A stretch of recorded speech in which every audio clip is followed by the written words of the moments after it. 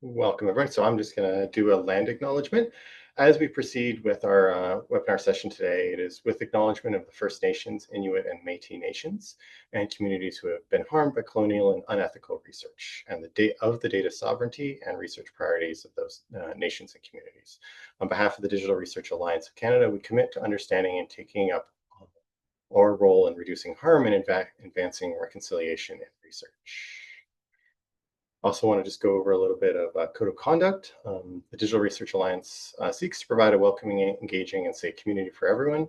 Discriminatory language is not appropriate in any venue or platform.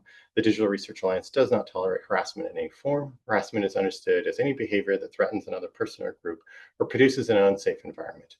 We thank you in advance for your ongoing efforts in keeping our environments safe and welcoming. So our presenter today is Dr. Ali. Dr. Ali is a Canada Research Chair in Cybersecurity and Threat Intelligence. He is also the founding director of the Canada Cyber Foundry at the University of Guelph, a center focused on advancing cybersecurity education, innovation, and industry collaboration. He established and leads the Master of Cybersecurity and Threat Intelligence program, as well as the Master of Leadership in Cybersecurity, Cyberpreneurship, equipping the next generation of cybersecurity professionals and innovators with the skills to navigate an AI-driven security landscape. And so with that, I'm going to stop presenting and hand it over to Dr. Ali. Thank you, for the introduction. Let me just share the screen here. And just checking whether my slides are visible. Yes, I see so. All right. Well, it's great to be here. Thanks for the opportunity that is given by the Alliance for me to present on this specific topic, agri-food, cybersecurity. From my point of view, this is possibly the most vulnerable industrial sector in Canada against cyber attacks. But let me start with the story that happened like recently, like in mid-March 2023, that we were engaged for investigation. We have been called by a dairy farm owner that they are saying ransomware messages on their machines, on their servers. Like around about 20 critical servers were encrypted by the time that we have been called on the scene to give a response. And that dairy facility, like many dairy facilities these days in Canada, had top-notch technologies deployed everywhere, from milking robots and calf monitoring systems all the way to temperature controlling, environmental control systems, livestock tracking, all those things that you would normally see these days in any dairy.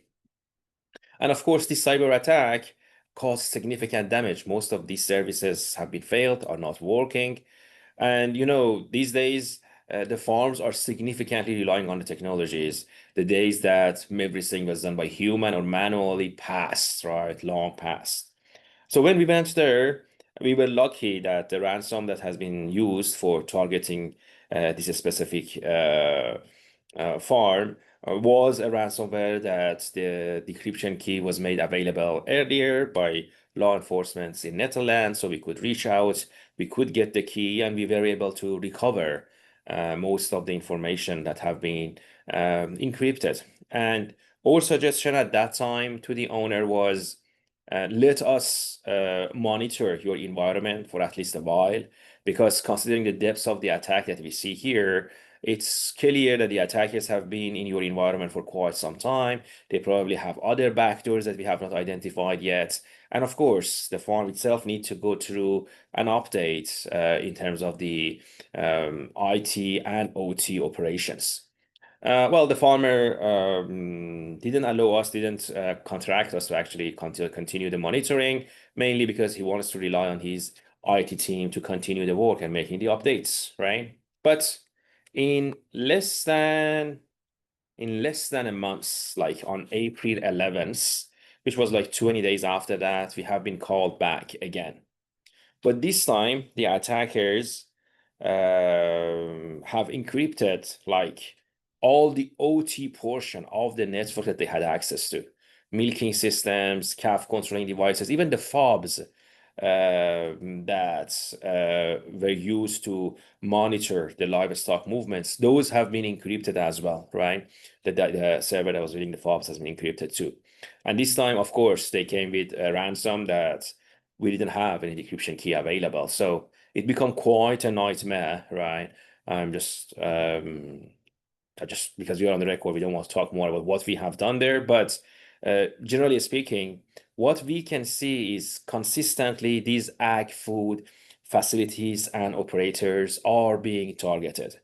And as some of you may know, the National Cybersecurity Alliance reported that approximately 60% of small businesses who suffer from cyber attacks go bankrupt within 6 months after experiencing the attack. And most of these farmers and producers in Canada are considered small, medium businesses. And a lot of those businesses and operations get into significant trouble after they are experiencing cyber attacks. Not only their operation is being disrupted, but usually a lot of data exfiltration has been happening and they are exposing themselves to some lawsuits right after the attack. They need to inform their suppliers as well as those that they're supplying with to about the cyber attack, and some of them are missing or losing the opportunities just because of this experiencing cyber attacks. We are seeing more and more food providers like Sobeys and others who are asking the farmers to improve their level of cybersecurity so they can connect to their systems and work with them. So cybersecurity is becoming a significant issue in this sector, despite having little to no protection or monitoring in place. By the way, just to complete my story here, these attacks all have been driven by one specific cybercrime group. That group is very much focused on targeting livestock and dairy farms all around the globe. The same group in early May 2023 attacked France's largest animal nutrition companies, including Avril and Udon, and caused a significant damage there. And this same group that is believed to be operating from Eastern Europe caused the first recorded livestock deaths in the history caused by cyber attacks in August 2024. This group has attacked Vital Birchner Farm, which is a farm in Zug, Switzerland. And if you look into the story, you can just Google and find the story. What has been happened is the attackers were asking for around 10,000 Swiss francs to be paid. The farmer decided not to pay, started talking to the attackers and negotiating with them. Of course, that's something, that skills that is like require cybersecurity professionals to do so. And he asked for the help very late. So what happened was the farmer couldn't get any information from the milking robots, and the calf died in the womb because of that system failures. So that was the first time in the history that we have seen a livestock death because of cyber attacks. So this clearly shows two things. First, the significant impacts of these cyber attacks in this sector, right? It could cause livestock deaths, as we have seen is recorded. Second, it shows that there are groups out there, cyber criminal groups out there, focused on this sector. Their operations are relying on this sector, so they have customized a lot of their tools. They are very well familiar with these operations and targeting this specific sector all around the globe, right? Regardless of where these are located. And something which is interesting, most of the cybersecurity professionals are not aware of is the response time for cyber attacks in this sector is usually very short. I remember we were responding to an attack against a chicken farm that was impacting the temperature controlling system on the farm. And the farmer were telling us that if we cannot recover, we cannot get back the system to working within 15 to 30 minutes, chick starts dying, right? So what you would see is like the response time here on the chicken farms, if they have been targeted and the temperature control system have been impacted, is around 15 to 30 minutes, right? Or if it is a ventilation system failure, in most of the farming sector, you are having like half an hour to 1 hour response time to get back to them. And you usually do not see such a response time in other sectors, right? For example, transport sector or other sectors or healthcare sectors, right? But you can see that the response time is can be significantly short in this sector when you are dealing specifically with some sectors like the chicken farms, right?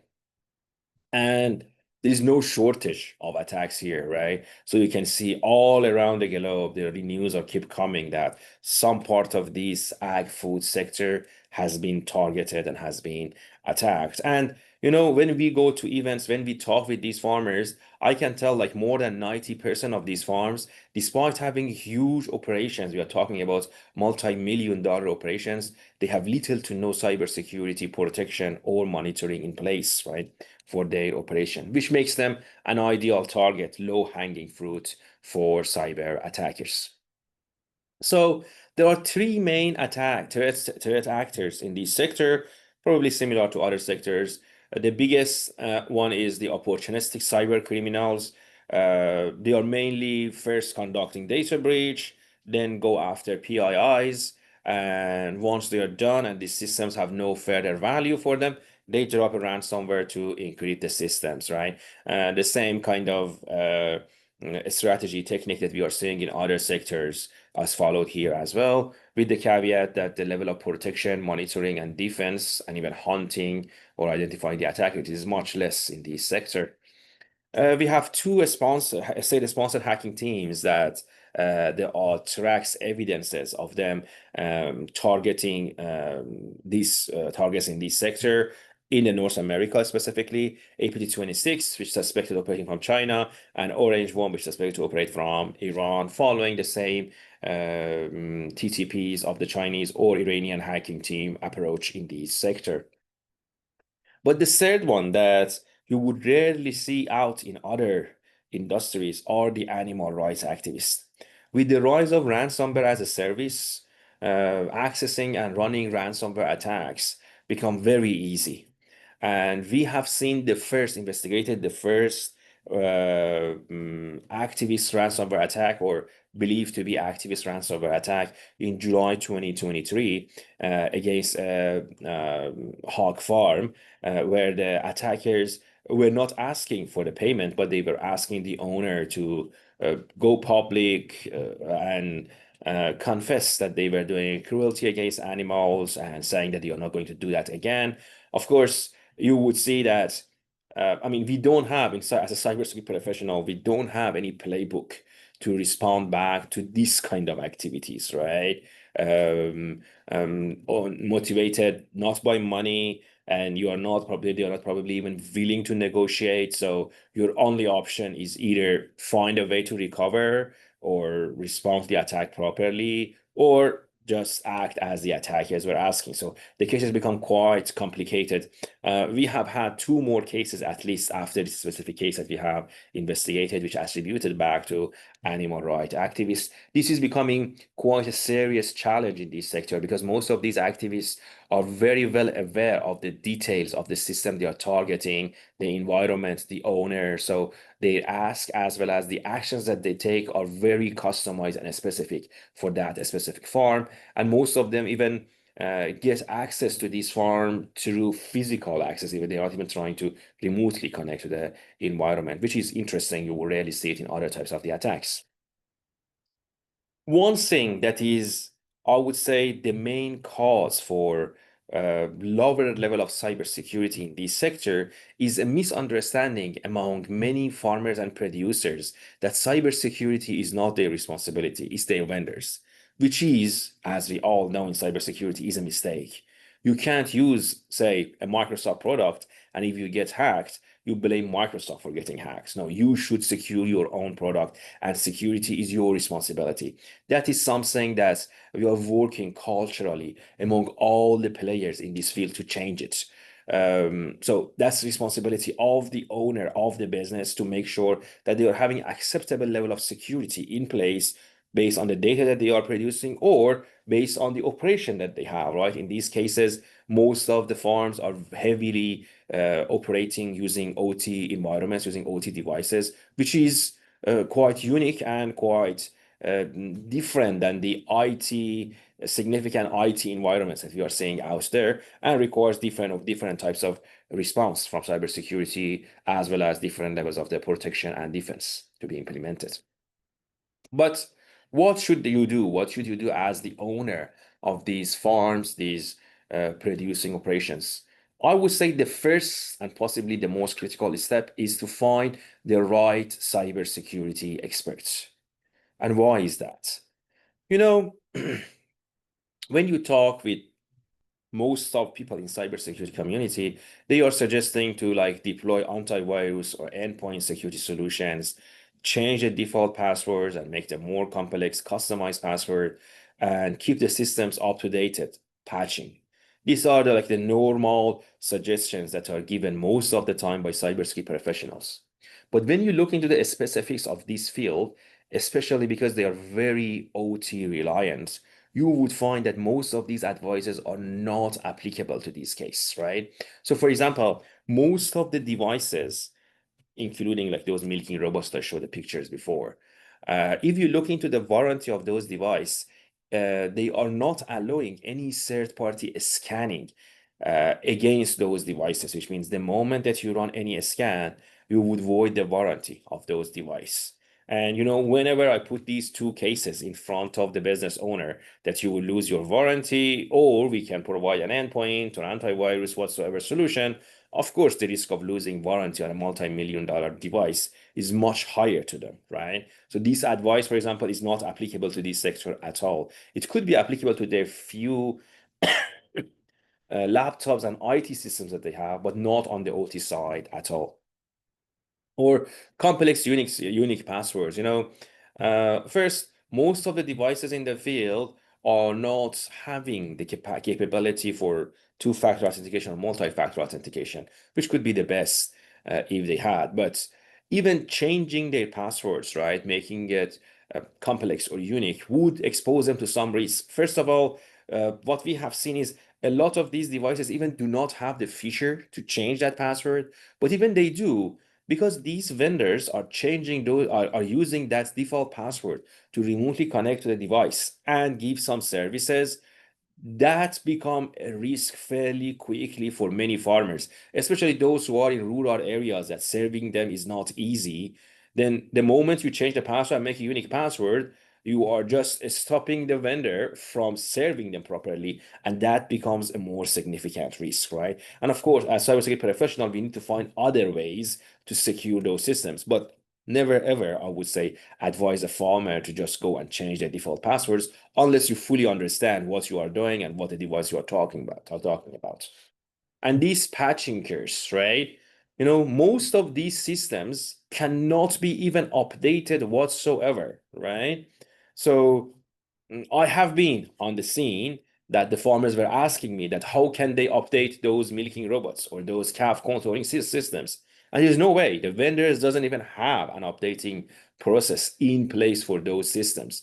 And in the absence of that, keep telling them that you need to update your systems is just uh, disconnecting them from listening to you in the future and trying to connect with you and communicate with you, right? So these are, to me, the three main points that can be used by the farmers to identify the right experts. The experts that not only know cybersecurity, but they should know very well about this smart agriculture, what are their needs, right? And instead of just keep copying the normal, like usual guys that are keep being sent to every sector out there, they try to build advices and the ecosystem specific to these agriculture environments.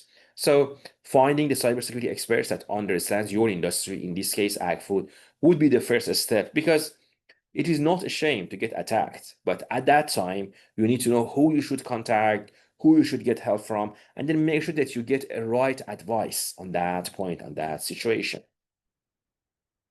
The second step is to conduct security self-assessment.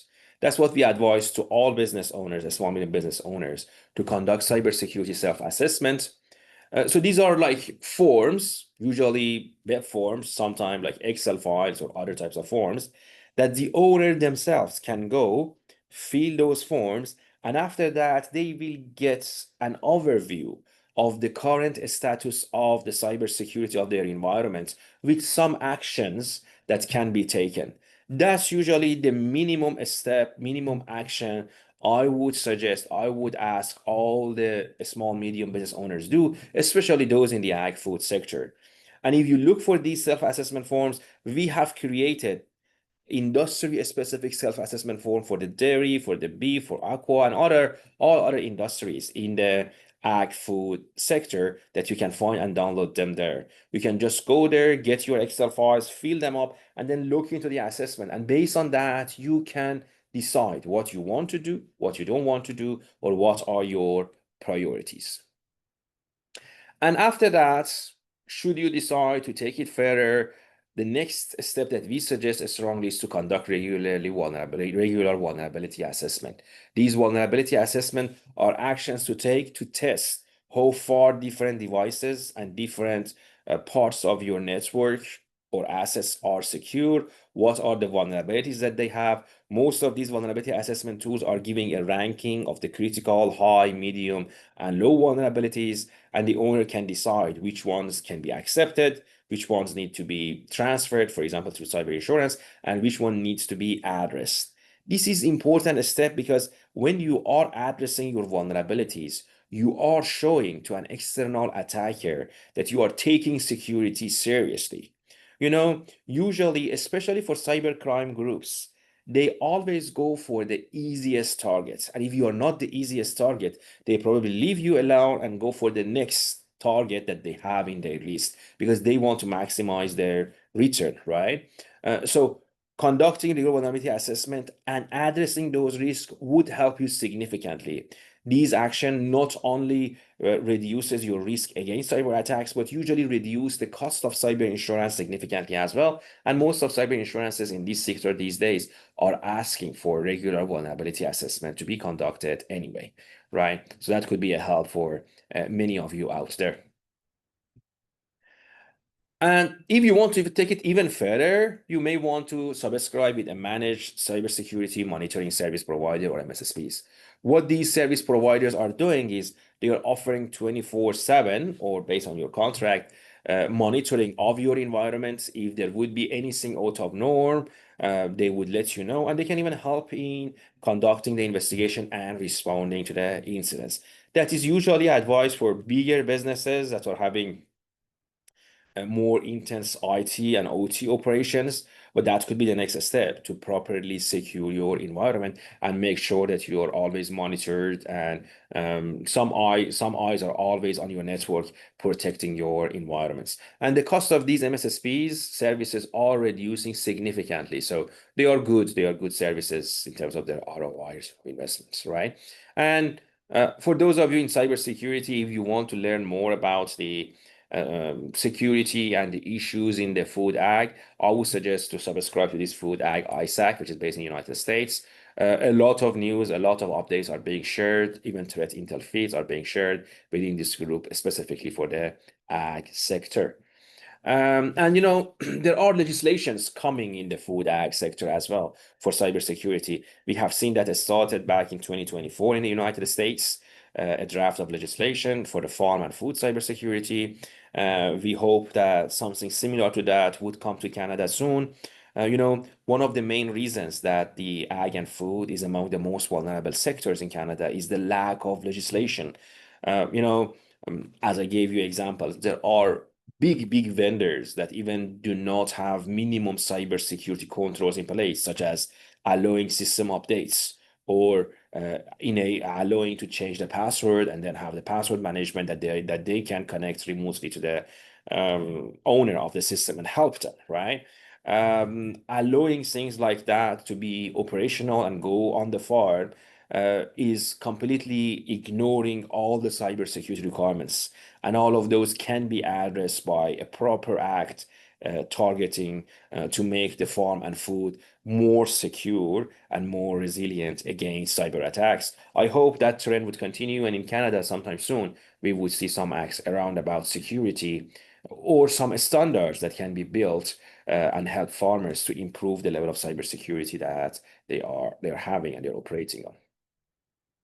And I would say The last step, and possibly the step that gives you the maximum return on investment, is ongoing awareness, right? And I add there ongoing awareness and cyber insurance. Let me talk about the cyber insurance. Ag-food is one of the industries that I strongly believe cyber insurance is still very cheap and worth it in this sector. If you go to other sectors like financial sector, you would see that the cost of cyber insurances, the premium have been significantly increased in the last few years. But I would say because of lack of data or whatsoever, the cost of cyber insurance in the ag food sector generally is quite low. So it really worth it, right, to buy. And by joining the cyber insurance program from any provider, regardless, you would be getting some support in the case of an incident, right? Because they usually give you a helpline. You can contact them. They would help you on the phone. They may even sometime provide you some response services as well. And in addition to that, to just reduce the premium that you pay on the cyber insurance, they are making you, advising you to take some actions that in the long run would make your business more secure, right? But other than buying the cyber insurance, which is transferring the risk, but you're still responsible for any cyber attack that happens, it is important that you keep yourself updated with the latest attacks, latest trends, latest protection that can be implemented for securing your businesses, regardless of what we do, regardless of the level of controls, technologies that we deploy. If your end users, if your employees, if your workers are not trained for cybersecurity, they are letting anyone to connect, say, a USB drive to a server, or the servers are physically accessible, right? Easily accessible. All of those cybersecurity protections can be bypassed easily, right? With no issue. So investing on ongoing awareness, attending workshops, taking the real cybersecurity or exercises would help significantly. And don't forget, security is always a team sport.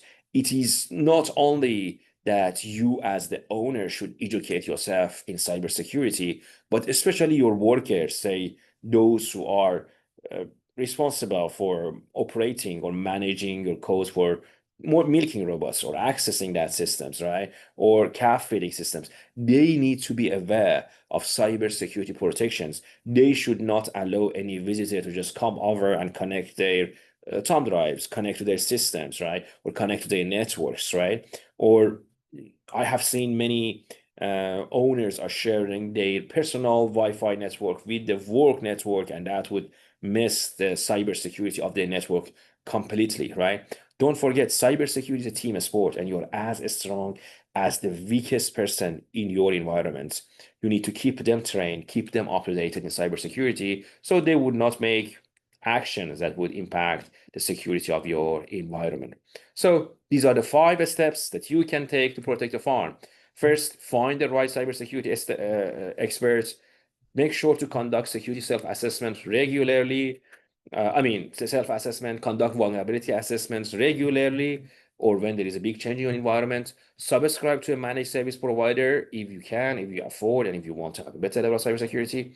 And don't forget to always join security awareness programs that would help you and your team to be up to date with cybersecurity issues, challenges, and events. Thanks for your attention, and I think we can use the rest of the time for answering the questions. I stop sharing here. Thank you very much, Dr. Ali. So yes, if anybody has any questions, you can use the Q&A, you can put them in the chat, you can raise your hand, however you want to communicate.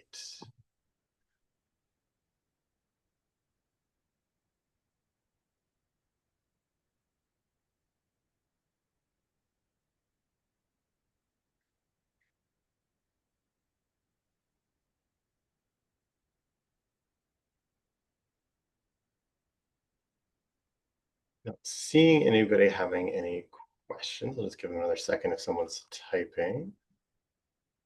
Sure. I mean, you can always reach out offline to me as well, right? If you have any questions, I'll be more than happy to answer. All right. Well, yeah. Seeing no questions from any of the attendees, I want to thank you again, Dr. Ali, for the presentation. It's scary because food is something we all need. And for everyone else, thank you for attending on behalf of the Digital Research Alliance. And I'm just going to go ahead and share my screen again because we have another talk tomorrow, which is don't get your qubits in a twist. So I hope to see some of you folks there. And again, thank you very much for your time, everyone. Thank you, everyone. Have a good day.